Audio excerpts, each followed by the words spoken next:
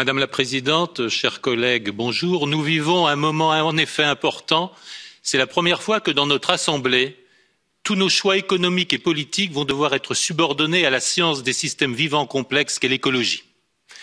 Ceci me conduit à rappeler que la question du dérèglement climatique n'est pas la seule, ni même la plus importante.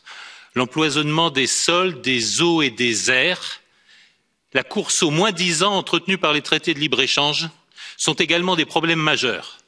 Mais nous voudrions signaler que l'extinction de la diversité des sociétés humaines, notre trésor commun, est probablement un problème écologique plus important encore que l'extinction de la diversité des espèces animales et végétales. Ceci nous conduit à rappeler qu'un État en pleine possession de son territoire est seul capable de faire face aux urgences écologiques.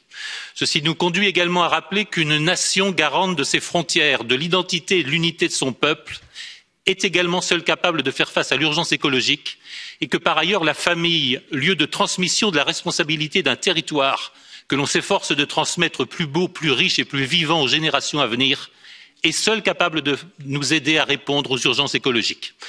Tout ceci nous conduit pour l'avenir à être attentifs à plusieurs points. Tout d'abord, à ce que des biais et de la capture réglementaire ne viennent pas défavoriser ces PME qui sont à l'origine de la majorité de l'activité sur nos territoires au bénéfice de multinationales ou d'acteurs globalistes. Ceci nous conduit également à être attentifs à ce que derrière le Green Deal ne se cache pas le piège de l'uniformisation des modes de faire, des pratiques et des modes de production qui viendraient détruire nos coutumes, nos traditions et la singularité des mœurs de nos territoires qui font la diversité de nos sociétés et qui, quelque part, sont une réponse aux défis énergétiques. Enfin, en tant que Français, je ne peux que souligner notre attention au traitement du nucléaire. Le nucléaire civil et militaire sont totalement liés. C'est pour nous une énergie d'avenir, mais c'est aussi pour nous la condition de l'indépendance stratégique de la France et peut-être le pilier d'une Europe de la défense. Notre débat à tous, mesdames et messieurs, c'est de rendre désirable ce qui est souhaitable et ce qui est vital. Je souhaite que nous relevions ce défi.